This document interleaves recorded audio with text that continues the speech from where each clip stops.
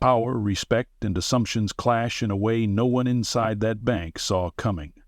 Will the truth tear down the walls built on bias, or will it spark a lesson that changes everything forever?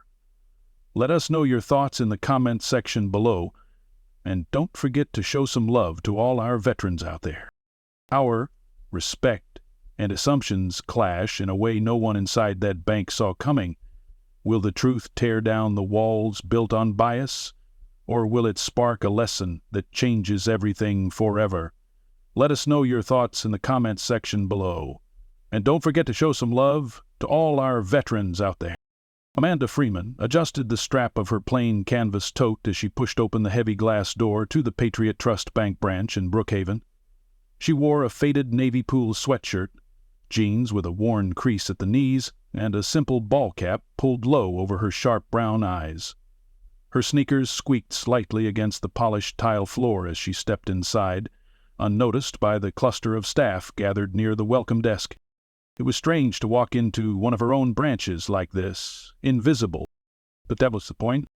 The plan had brewed in her mind for weeks now, ever since quiet murmurs had reached her ears, complaints from customers, unusually high staff turnover, and the chilling rumor of a culture problem at the Brookhaven branch.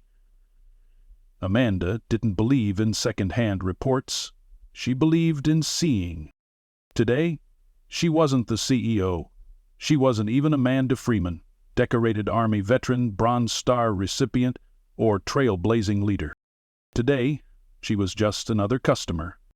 Across the lobby, Jason Whitaker leaned casually against the corner of the teller counter, a glint of self-importance flashing in his grin as he charmed a younger teller.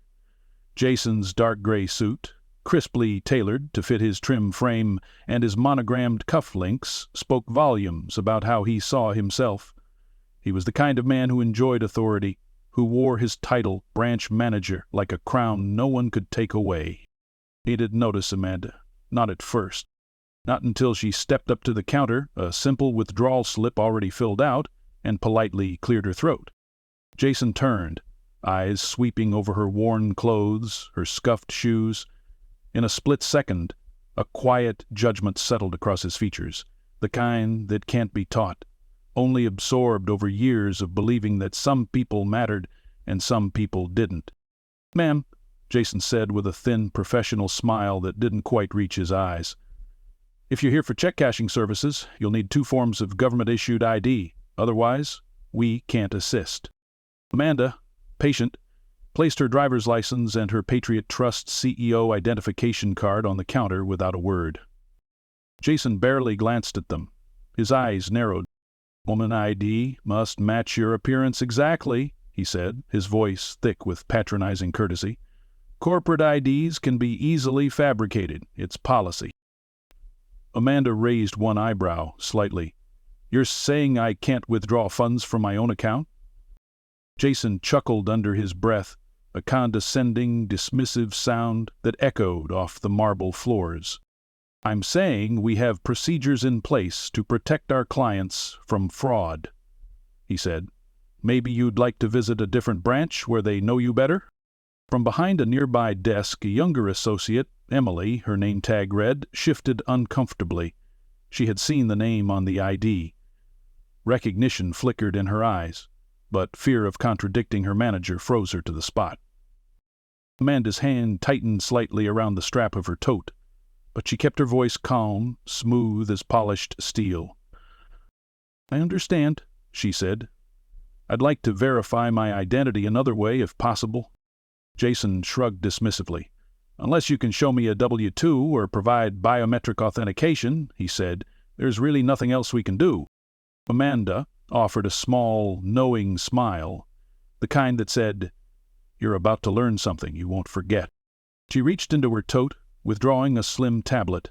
With a few swift taps, she pulled up Patriot Trust Bank's secure executive portal. Facial recognition unlocked the account instantly. She turned the tablet around, showing Jason the screen, a photo of herself, unmistakable beneath the bold title, Chief Executive Officer, Amanda Freeman. Jason blinked. His mouth opened slightly, closed, then opened again. Amanda gave him a moment. Across the lobby, customers and staff began to sense something unusual unfolding. Heads lifted. Whispers started. Before Jason could stumble into another excuse, Amanda tapped her screen once more and dialed a secure number. 3 rings. Ben Foster, answered the crisp voice of the HR director. This is Amanda Freeman, she said coolly. I'm currently at the Brookhaven branch. I need you and Elena Morrison to join me immediately. There was a sharp intake of breath on the other end. Yes, ma'am, we're en route. Jason paled visibly. His posture shifted, the arrogant slouch draining away, replaced by a nervous rigidity.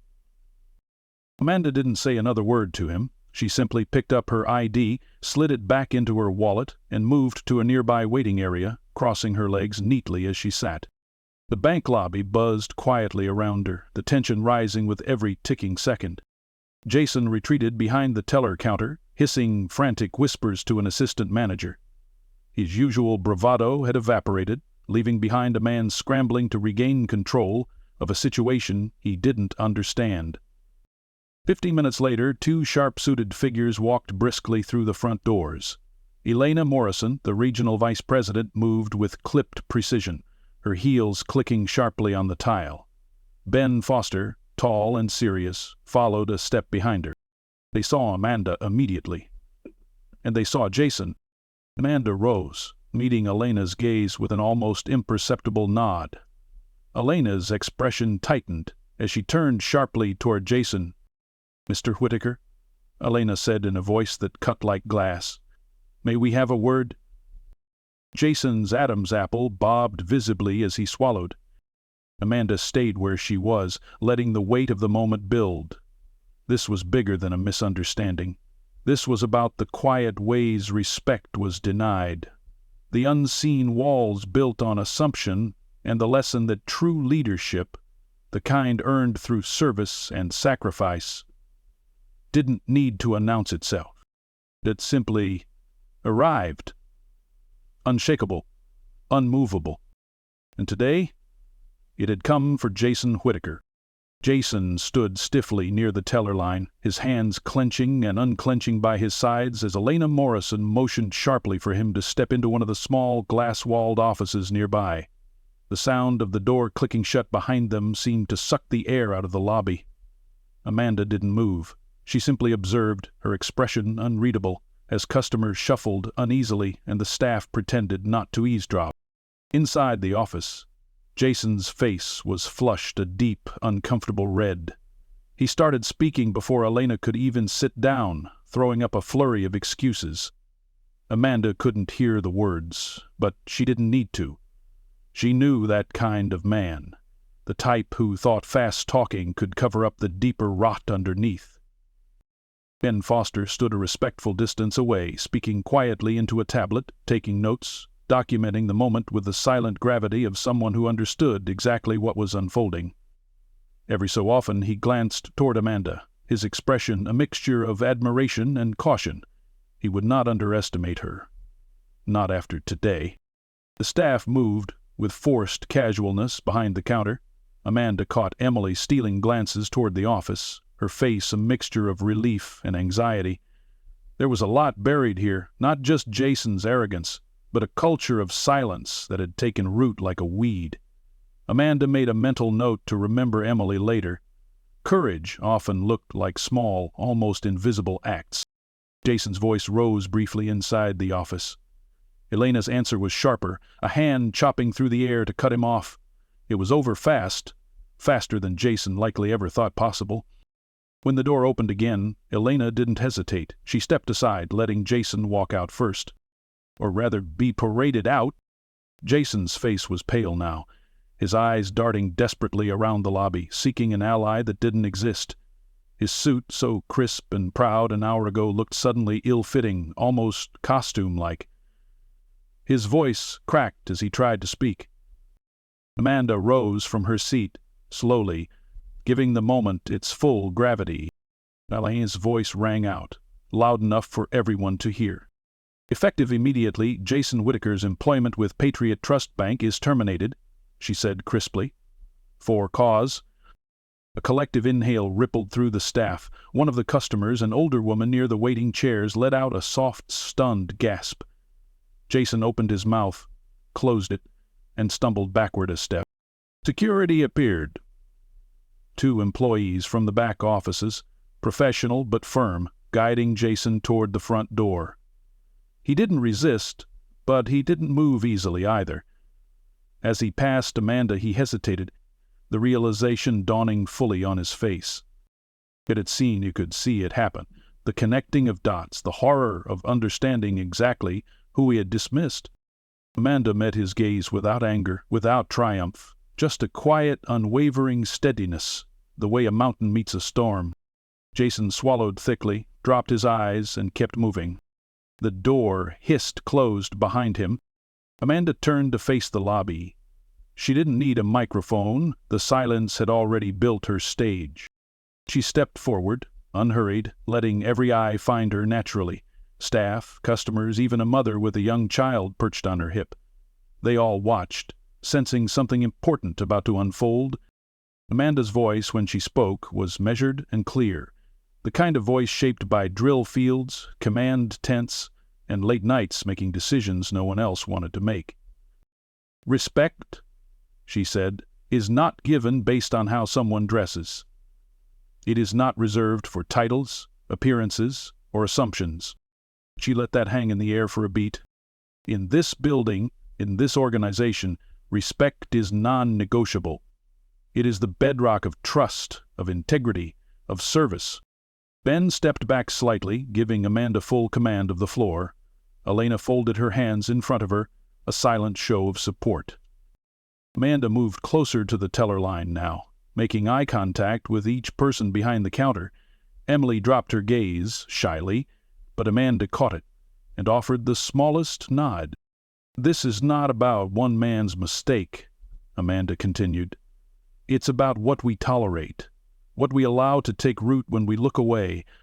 Leadership," she said, and her voice grew stronger, "means standing against that, even when it's uncomfortable, especially when it's uncomfortable."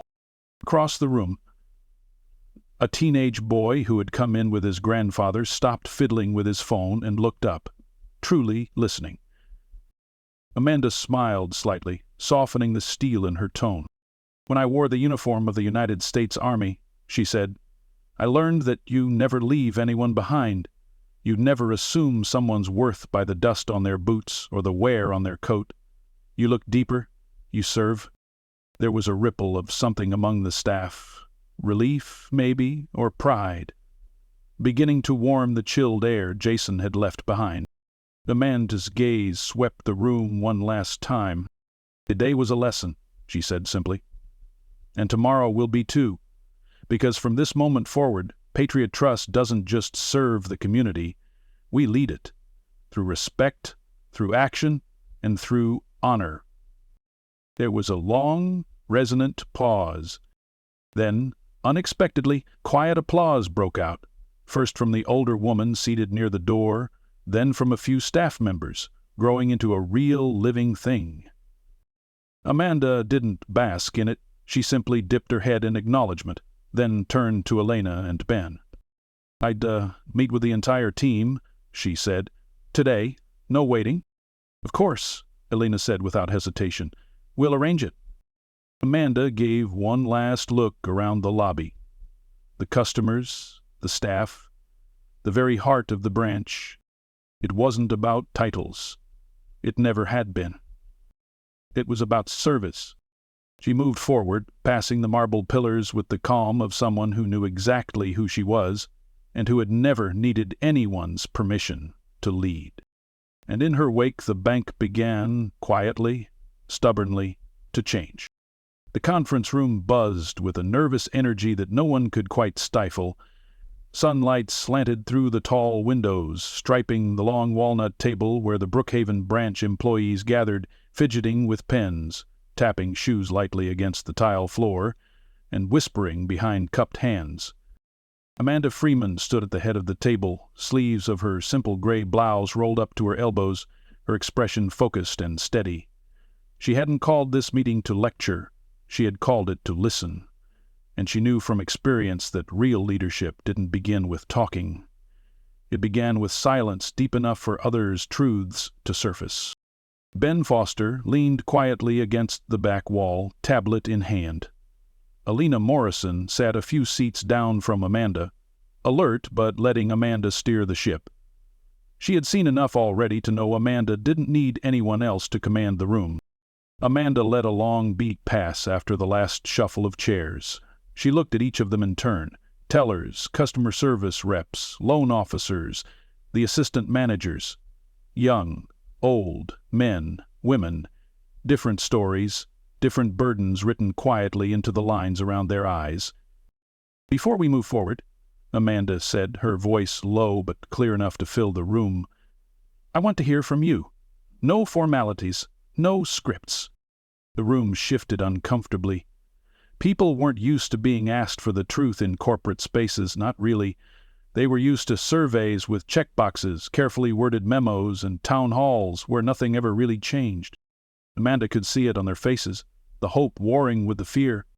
She waited. It was something the military had taught her well. Patience is a weapon, silence a lever. Finally, Emily, the young teller with the quick hands and the worried eyes, cleared her throat. The sound was so small it might have gone unnoticed if Amanda hadn't already been tuned to it like a radio dial. Emily faltered. She looked down at her hands, then back up, her cheeks coloring. "I knew who you were when you showed me your ID." The confession dropped into the room like a stone into a still pond. Amanda's mouth softened into something close to a smile. She nodded once, encouraging. "I recognized your name," Emily continued, words gathering speed now that the first had broken free. "I wanted to say something, but I was scared." Amanda stepped closer, leaning casually against the table, her stance open and unthreatening. "Tell me why," she said gently.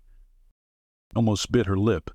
"Because Jason, he made it very clear that questioning him was not welcome, and if you got on his bad side, he could make your life very hard." A murmur of agreement rippled around the table.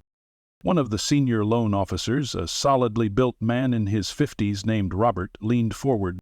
"He controlled the schedule," Robert said, his voice gruff but steady. "If you crossed him, you'd find yourself working every Saturday for months. Or you'd get passed over for bonuses without any real explanation." A middle-aged woman down the table added, "And he didn't just target employees, he treated some of our customers differently." Amanda's eyes narrowed slightly, the only outward sign of the anger curling low in her gut. "Explain," she said. The woman swallowed. "If you didn't look right," she said carefully, "he made it harder. Extra ID checks, delayed approvals, especially if you were older or didn't dress a certain way. Some customers stopped coming in altogether." Amanda exhaled slowly through her nose. Bias wasn't always loud. Sometimes it was subtle, a slow leak of dignity that nobody noticed until the floor was soaked. "And nobody reported this?" she asked, not accusing, just needing to understand. Another young man, a customer rep with nervous hands, shook his head. "We tried," he said. "But Jason had friends higher up, or at least he made it seem like he did. You felt like if you made noise, you'd just get labeled a problem, and maybe lose your job." Amanda glanced toward Ben, who made a quick note on his tablet. It fit the pattern she had feared. A small kingdom ruled by fear and apathy, where good people learned to stay quiet because the system didn't back them up. Until today. Amanda straightened, letting her gaze sweep the room again. "You are not invisible anymore," she said, and the simple weight of those words seemed to anchor the drifting energy in the room. "You don't have to choose between your integrity and your paycheck. Not here, not ever again." The tension in the air broke just a little, a few shoulders relaxing. Amanda paced slowly along the length of the table, speaking not as a corporate executive but as a soldier who had seen what happened when good people were bullied into silence. "Let me be clear," he said. "I don't want to hear only what's easy for me to hear. I want to hear what's real, about policies that don't make sense, about attitudes that tear down instead of build up, about anything, anyone who makes you feel smaller than you are." She stopped at the end of the table, resting one hand lightly against the polished surface. "You don't serve me," she said. "You serve our mission, and that mission is simple. Treat every person who walks through those doors with dignity and respect. No exceptions, no excuses." The room absorbed her words like dry earth drinking in rain. Robert cleared his throat. "Permission to speak freely?" he asked, an old habit of deference, maybe, or just instinct. Amanda smiled a little. "Always." "You're going to have your work cut out for you," he said. "Culture doesn't change overnight." Amanda's smile deepened, but there was steel beneath it. "I didn't spend 20 years leading soldiers into battle because I thought easy things were worth doing," she said. "We'll change it one decision, one conversation, one choice at a time." Emily blinked rapidly as if fighting tears. Others nodded, some tentative, some more certain now. Amanda let another few seconds pass, then clapped her hands once, softly. "All right," she said. "Here's what's going to happen next.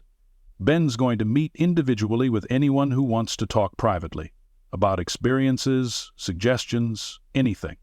No pressure, no consequences." Ben lifted his tablet slightly in acknowledgement. "In the meantime," Amanda said, "Elena and I are going to begin reviewing every branch policy from the ground up. Promotions, training, customer service standards. We're building from scratch if we have to." Elena smiled faintly, proud. "And," Amanda added, her voice growing a shade lighter, "we're going to celebrate the right things. Starting today." There was a ripple of cautious curiosity. Amanda turned toward Emily. "You had the courage to speak first," she said. "You noticed what was wrong. You cared enough to want better, even when it felt risky." Amanda pulled something from her pocket. A small silver pin in the shape of the bank's emblem, polished to a soft shine. "In the military we have a tradition," she said. "You recognize bravery in all its forms. Emily, this is for you." Emily blinked, wide-eyed, as Amanda handed her the pin. The young teller's fingers trembled slightly as she accepted it, and a few quiet claps broke out around the table. It wasn't pompous, it wasn't flashy, it was real. Amanda looked at the rest of them, the staff of Brookhaven branch, standing a little taller now. "This is what change looks like," she said. "Messy, imperfect, beautiful." She tucked her hands into her pockets and smiled, easy and genuine. "Now, let's get to work." And for the first time that day, the room didn't just feel lighter. It felt alive. Amanda Freeman leaned over the open binder spread across her office desk, her pen tapping softly against the margin. Her temporary workspace inside the Brookhaven branch was modest, just a simple desk, a chair, a few essentials. But Amanda liked it that way. She didn't need a throne to lead. She needed proximity. Eyes on the ground. It had been 3 days since Jason Whitaker's very public dismissal. 3 days of reshaping a culture built more on fear than service. 3 days of small victories, the nervous but grateful nods from tellers, the quiet momentum building in whispered conversations when people thought she wasn't listening. But Amanda knew better than to think the tide was fully with her. Change didn't just come with good speeches and new policies. Change brought resistance, too. There was a knock at the door frame. Ben Foster stepped in, tablet tucked under his arm, his usual calm demeanor edged with a slight frown. "Got a minute?" he asked. Amanda gestured for him to come in. Ben pulled the door halfway closed behind him and lowered his voice. "We're seeing, some friction," he said carefully. "Pushback from a few of the senior staff, subtle, but real." Amanda leaned back in her chair, steepling her fingers beneath her chin. Ben hesitated. "Robert isn't one of them," he said quickly. "He's solid. But Sylvia Drake, the assistant branch manager, and a couple of the loan officers. They're not exactly cheering for the new order. Amanda wasn't surprised. Sylvia had been unusually quiet during the meetings, her posture stiff, her expressions guarded. People who benefited from broken systems rarely celebrated their repair. "What's the nature of the pushback?" Amanda asked. Ben scratched the back of his neck. "Undermining, whisper campaigns, suggesting you're just here temporarily, that things will go back to normal soon, making it seem like standing behind you is risky." Amanda's mouth tightened slightly. Fear was a stubborn thing. It had roots. She rose from her chair, pacing the small room, energy crackling beneath her composed exterior. "We're going to address it," she said, directly. Ben nodded. "You want to pull them into a meeting?" Amanda shook her head. "No, that treats them like criminals. We need to treat them like what they are. Leaders who need to be reminded of what real leadership looks like." She picked up her tablet, tapping quickly through a few notes. "Schedule a leadership roundtable," she said, "this afternoon. Invite the senior staff, position it as a collaborative session, no ambushes." Ben smiled faintly. He understood the strategy. Let them show their hand, thinking they were in control, then guide them to the truth they couldn't deny. "And Ben," Amanda added, voice low. "Yeah, tell Elena to join us." Quietly. "In the back?" Amanda glanced out the glass door into the branch beyond. Rows of desks, counters, customers. The heartbeat of a place still deciding what kind of heart it wanted to have. This wasn't just a battle for a bank. It was a battle for the people inside it, for their dignity, for their future. Amanda Freeman had fought harder battles in worse conditions. She wasn't about to lose this one. When 3 o'clock rolled around, Amanda entered the conference room again, not to a sea of nervous faces this time, but to a cluster of stiff, guarded expressions. Sylvia Drake sat near the end of the table, her arms crossed, her lips pressed into a tight line. Next to her, Mark Ellis and David Patel, 2 senior loan officers, whispered to each other behind bent folders. Amanda took her time setting up her materials at the head of the table. She wore no jacket today, just a simple navy blouse and slacks. No armor, no corporate polish, just authenticity, plain and powerful. "Thank you for coming," Amanda began, her voice even.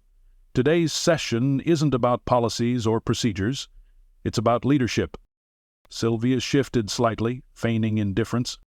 Amanda smiled inwardly. She had seen that posture before, in training camps, in combat zones.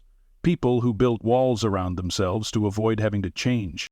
"Leadership," Amanda continued, "isn't about power. It's about responsibility. Responsibility to your team, responsibility to the people you serve." A few heads nodded cautiously around the table. Mark and David exchanged a glance. Amanda walked slowly around the room as she spoke, her tone conversational, but carrying the unmistakable authority that came from hard-earned experience. "I want to hear from you," she said. "What do you think leadership means here in this branch?" For a long moment, silence reigned. Then Sylvia cleared her throat, her voice clipped. "Leadership is about results," she said. "Performance. Making sure the branch hits its numbers." Amanda nodded thoughtfully. "Important," she agreed. "Very important. And how do we achieve those numbers?" Sylvia faltered slightly. "By managing operations efficiently." Amanda caught the slight emphasis on the word managing, then doing them. Managing that softly. "And how do we manage people effectively?" The silence grew heavier. Across the room, Elena Morrison watched carefully from her seat against the far wall, unnoticed by most. Amanda let the tension build a few seconds longer, then leaned forward, placing both hands flat on the table. "We don't manage people like numbers," she said, her voice steady but gaining an edge of steel. "We lead people, we serve people, and when we do it right, results follow naturally." Sylvia's mouth pressed into a thinner line. Amanda straightened, folding her arms loosely. "Let me be clear," she said. "The old ways, intimidation, favoritism, exclusion, they end today. If you believe leadership is about fear or control or protecting your own comfort, you're in the wrong room. Mark shifted uncomfortably in his seat. David looked down at the tabletop. Amanda softened her tone slightly, letting a thread of hope into it. But if you're willing to grow, if you're willing to lead from a place of strength, not fear, then you'll find more success here than you ever imagined. A pause. You have a choice, Amanda said. Every day, every conversation, you choose whether you build trust or you destroy it. Sylvia opened her mouth as if to argue, then closed it again. Something in Amanda's steady gaze made it impossible to summon the old defenses. Amanda reached into her folder and pulled out a small stack of papers, sliding them down the table. These, she said, are not new policies. They're invitations to join the future of Patriot Trust Bank. The documents outlined leadership training programs, mentorship initiatives, community engagement projects, all rooted in respect, empowerment, and service. No threats, no punishments, just a path forward. Sylvia stared at the papers for a long moment before finally reaching out and taking one. It was a small motion, but it was a start. Amanda let out a slow breath, the smallest flicker of satisfaction crossing her features. "How much branch time?" she murmured, almost to herself. "Bonus." And this branch, fractured, wounded, but still breathing, might just be ready to heal. The smell of fresh coffee drifted faintly across the branch lobby as Amanda Freeman entered early the next morning. She moved quietly, her sneakers making almost no sound against the tile as she surveyed the space that just a week ago had been taut with invisible tension. Now there was a different hum in the air, a low, cautious optimism, a sense that something heavy had shifted, even if the new shape of things wasn't fully settled yet. Behind the teller line, Amanda looked up and caught Amanda's eye. A shy smile flickered across her face. Amanda returned it with a small nod before moving toward her makeshift office in the corner. She didn't need fanfare. Real change was never loud at first. The meeting with the senior staff yesterday had planted seeds. Some were still buried deep, reluctant to sprout, but others, like Robert, like Emily, were already reaching toward the light. Amanda knew better than to expect transformation overnight, but she also knew the signs of a battle turning. Ben Foster was waiting for her by the door, tablet in hand, his expression unreadable but alert. "Morning," he said simply. "Morning," Amanda answered, setting her tote down. "What's the word?" Ben thumbed through a few notes on his screen before answering. "Several employees asked to schedule one-on-ones with HR," he said. "Not complaints, suggestions, ideas for community outreach, better onboarding processes, even staff recognition program." Amanda allowed herself a small private smile. "And Sylvia?" she asked. Ben nodded once. "She signed up for the leadership program, first one." Amanda raised her eyebrows slightly but didn't comment. That wasn't something to celebrate out loud, yet. True change would be in what Sylvia did, not what she signed. Ben shifted his weight. "There's more," he said. "Robert's putting together a proposal for a community event, a Veterans Appreciation Day here at the branch." Amanda's hand paused halfway to her coffee cup. She looked at Ben, her face unreadable for a moment. Was that his idea? Ben smiled faintly. "Completely. Said he was inspired." Amanda turned toward the window, letting her gaze drift over the small town beyond. The quiet streets, the rising sun painting the edges of rooftops gold.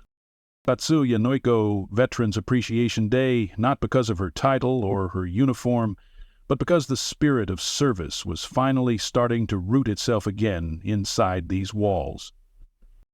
She exhaled slowly, savoring the moment. "Tell him I want a full briefing by Monday," she said lightly, "and make sure the team knows. No uniforms required. This isn't about military showpieces. It's about gratitude." Ben made a quick note, and Amanda could see the hint of pride in the way he straightened his shoulders. Across the branch, activity was beginning to pick up. Customers trickled in, greeted warmly by tellers who no longer looked over their shoulders between transactions. There was still caution, still bruises healing beneath the surface, but there was something else, too, something fragile and beautiful, beginning to grow. Amanda sipped her coffee and watched it happen, committing every detail to memory. At mid-morning, Elena Morrison arrived, breezing in with a stack of folders under one arm and her phone already buzzing in her other hand. She looked different, too, lighter somehow, energized by the quiet revolution Amanda had ignited. "We need to talk," Elena said by way of greeting, setting the folders down. Amanda raised an eyebrow. "The board saw the reports," Elena said. "Jason's termination, the staff feedback, the new initiatives. They want you to know. They're behind you, completely." Amanda arched an eyebrow, only mildly surprised. True leadership always attracted resistance first, and support later, once the dust began to clear. Invigorated, and Elena smiled wryly. "They want you to consider making Brookhaven a pilot model. Roll out this leadership approach to other branches, statewide." Amanda set her coffee down slowly. "Home step at a time," she said, but there was a spark in her eye that hadn't been there before. Elena chuckled. "Figured you'd say that. Still, it's a good sign." It was more than a good sign, it was validation. Not that Amanda had ever needed it to do the right thing, but it mattered. Because it wasn't about her. It was about creating places where people didn't have to shrink to survive. Places where service wasn't just a marketing slogan, but a lived, breathing truth. A few hours later, Amanda moved through the lobby again, her presence calm but unmistakable. She paused at the teller line, chatting easily with staff, learning names, asking questions about weekend plans and favorite restaurants. Human things. Small bridges built from everyday words. At one point she noticed Emily frowning slightly at her computer. Amanda leaned on the counter, her voice low enough not to draw attention. "Problem?" Emily jumped slightly, then laughed nervously. "Just a weird transaction alert," she said. "Old policy said we ignore these small anomalies unless flagged twice, but I thought maybe I should double-check." Amanda smiled. "Trust your instincts." Emily hesitated only a second before picking up the phone, calling over a supervisor to review the alert. It was a small thing, but Amanda understood better than most that revolutions were made of small things. By late afternoon, the branch felt different again. Busier, yes, but also lighter. Smiles lingered longer. Laughter rang a little louder. Even Sylvia, who kept mostly to herself, handled customer complaints with a professionalism that Amanda silently noted for the first time as genuine. At 5 o'clock, as the last customers trickled out and the staff began their closing routines, Amanda gathered her things and prepared to leave. She didn't need to make a grand exit. She preferred to slip away quietly, knowing that the real work, the real leadership, would stay behind, carried forward not by her hand, but by the people she'd empowered. Ben caught up with her at the door. "You coming to the Veterans Day planning meeting tomorrow?" he asked casually. Amanda thought for a moment, then smiled. "I think I'll let them run this one without me," she said. "Let's see what they build." Ben chuckled. "You trust them?" Amanda opened the door, pausing as the cool evening air kissed her face. "Believe in them," she said simply. She stepped out onto the sidewalk, the setting sun throwing long golden beams across the pavement. She took a breath, deep and full, feeling the weight of the day settle into her bones, and lift away again, just as easily. Leadership wasn't about staying at the center forever. It was about creating something that could stand without you. Amanda Freeman smiled to herself as she walked down the quiet street. Brookhaven would be just fine. Because respect had roots now, and they were growing stronger every day. The following Saturday, the Brookhaven branch buzzed with an energy unlike anything it had seen before. Rows of folding chairs lined the sidewalk out front, flanked by American flags that fluttered gently in the early afternoon breeze. A long table stood off to one side, covered with simple refreshments and trays of sandwiches, manned by volunteers wearing shirts that read, "Patriot Trust, serving those who served." Amanda Freeman stood just inside the entrance, arms crossed loosely over her chest, watching as her team now in every way that mattered, moved easily among the growing crowd. There was laughter, real laughter, carried on the spring air. There were handshakes and claps on the back. There were children weaving through the legs of veterans in wheelchairs, offering them hand-colored thank-you cards with big smiles and sticky fingers. Amanda hadn't orchestrated this. The staff had. Robert, Sylvia, Emily, even Mark and David. They had organized, planned, and executed the entire event, weaving together the very ideals Amanda had fought so hard to reestablish: respect, community, service. It had started as a simple Veterans Appreciation Day, but now it was something else. A living testament to what leadership could create when rooted in the right soil. Elena Morrison approached with 2 cups of coffee, handing one to Amanda with a knowing grin. "You proud?" Elena asked. Amanda sipped the coffee, savoring the rich taste, and let her eyes sweep over the scene again. "Very," she said simply.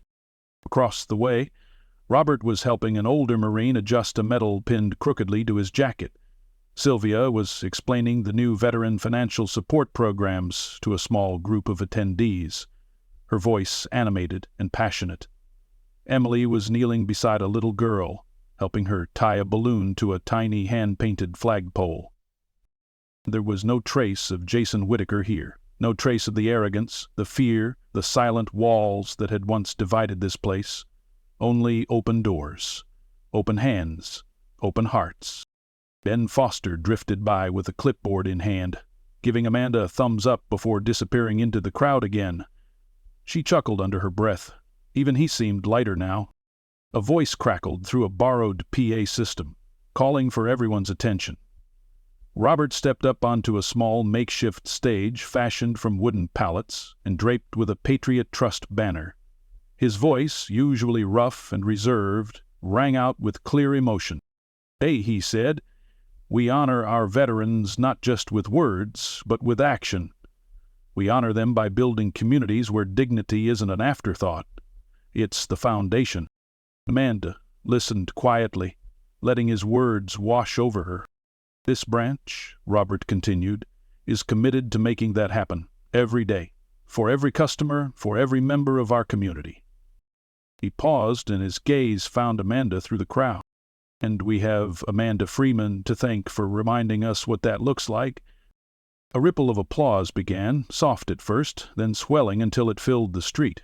Customers, staff, veterans, all clapping, many smiling, some wiping at their eyes.